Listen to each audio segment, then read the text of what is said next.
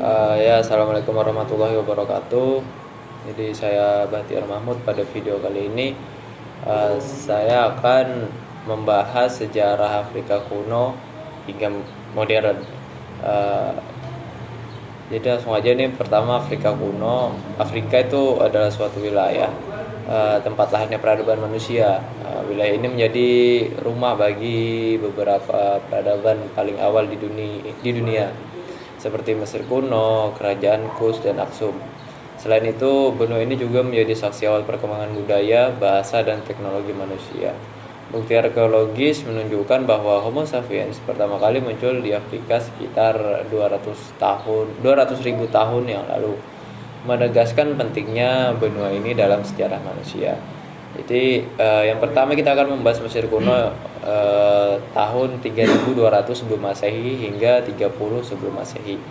Mesir kuno berkembang sepanjang jalur aliran Sungai Nil dan dikenal karena piramida, hieroglif, dan serta sistem-sistem pemerintahan yang terorganisir.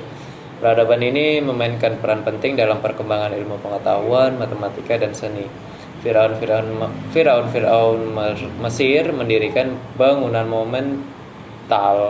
monumental seperti piramida Giza dan kuil Karnak yang menjadi bukti kejayaan mereka. Mereka juga mengembangkan kalender matahari 365 hari dan sistem pengobatan yang canggih. Mesir juga mencatat sejarah hubungan diplomatik dan perdagangan dengan tetangga di Afrika dan kawasan Mediterania.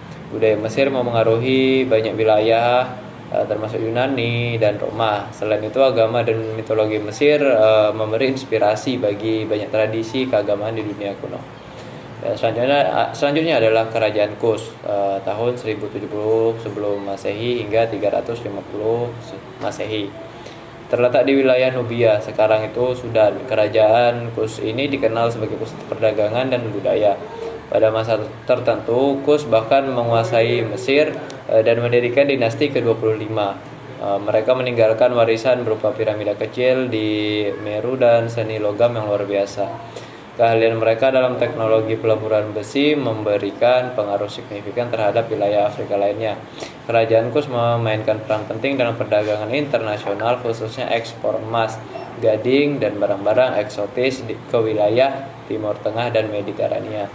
Mereka juga memiliki hubungan diplomatik yang kuat dengan kekuatan besar di dunia kuno, termasuk Mesir dan Romawi. Selanjutnya adalah Kerajaan Aksum tahun 100 Masehi hingga 940 Masehi. Terletak di wilayah Ethiopia modern, Aksum adalah salah satu kekuatan terbesar di Afrika Timur. Kerajaan ini dikenal karena adopsi awal agama Kristen pada abad ke-4 Masehi, menjadikan salah satu negara Kristen pertama di dunia. Aksum juga memiliki sistem tulis kuno bernama GS yang masih digunakan dalam liturgi gereja ortodok Ethiopia. Monumen terkenal dari Aksum meliputi stelae besar yang diukir dari batu tunggal yang menjadi bukti kemampuan teknis luar biasa mereka. Aksum menjadi pusat perdagangan global menghubungkan Afrika dengan Timur Tengah, India, Mediterania. Barang-barang seperti rempah-rempah, gading, dan kain sutra diperdagangkan melalui pelabuhan Adulis, memperkuat status Aksum sebagai kekuatan ekonomi. Selanjutnya Afrika pada abad pertengahan. Pada periode abad pertengahan, Afrika menjadi pusat perdagangan global yang penting. Beberapa kerajaan dan kekaisaran besar berkembang pesat seperti Mali, Songhai, dan Great Zimbabwe. Selain itu, Afrika menjadi penghubung utama dalam jaringan perdagangan Trans-Sahara dan Samudra Hindia. Yang pertama itu Kekaisaran Mali 1235 hingga 1600. Mali terkenal karena kekayaan emasnya dan pengaruhnya dalam perdagangan Trans-Sahara. Salah satu pemimpin terkenalnya Mansa Musa dianggap sebagai salah satu orang terkaya dalam sejarah. Dalam perjalanan haji ke Mekah, ia mendistribusikan emas dalam jumlah besar hingga memengaruhi ekonomi wilayah yang dilaluinya. Perjalanan ini juga meningkatkan citra Mali di dunia Islam. Selanjutnya adalah Kekaisaran Songhai 1430 hingga 1591. Songhai adalah salah satu kekaisaran terbesar di Afrika Barat di bawah kepemimpinan Raja Sonni Ali dan Askia Muhammad. Songhai memperluas wilayahnya dan meningkatkan perdagangan melalui Trans-Sahara. Timbuktu tetap menjadi pusat pembelajaran dan perdagangan selama kekaisaran ini. Selanjutnya adalah Kerajaan Great Zimbabwe 1100 hingga 1450. Terletak di Afrika Selatan, kerajaan ini dikenal karena reruntuhan batu besar yang menjadi bukti peradaban maju di wilayah ini. Great Zimbabwe adalah pusat perdagangan dengan hubungan ke pantai timur Afrika dan dunia luar termasuk Timur Tengah, India, dan Cina. Arsitektur seperti Great Enclosure menunjukkan kemampuan teknik dan budaya tinggi dari masyarakat di wilayah ini. Barang-barang seperti mani-mani, kaca, dan porselen Cina ditemukan di situs ini, menunjukkan jangkauan perdagangan mereka. Keberhasilan Great Zimbabwe juga didukung oleh kekayaan mineral, khususnya emas. Selanjutnya, kolonialisme dan perdagangan budak. Dimulai pada abad ke-15, bangsa Eropa seperti Portugis, Spanyol, dan Inggris mulai mengeksploitasi Afrika. Perdagangan budak transatlantik menjadi salah satu tragedi besar dalam sejarah Afrika. Jutaan orang Afrika diculik, diperbudak, dan dikirim ke Amerika.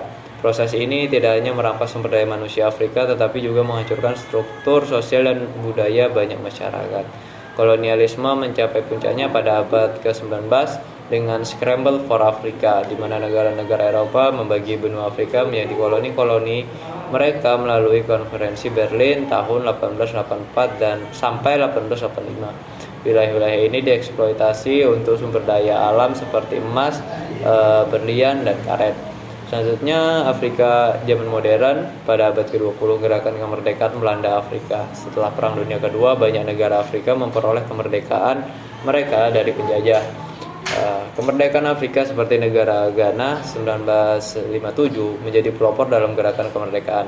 Pemimpin seperti Kwame Nkrumah, Nelson Mandela, dan Julius Nyerere memainkan peran besar dalam membebaskan Afrika dari kolonialisme. Gerakan Pan-Afrikanisme yang menekankan persatuan di antara negara-negara Afrika menjadi landasan solidaritas orang Afrika. Selanjutnya, Afrika kontemporer.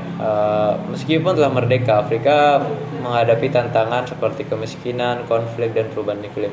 Namun benua ini juga menunjukkan potensi besar dalam teknologi, seni, dan ekonomi. Beberapa negara seperti Nigeria, Kenya, dan Afrika Selatan menjadi pusat inovasi, teknologi, dan industri kreatif. Mungkin sekian dari saya tentang sejarah Afrika kuno hingga modern.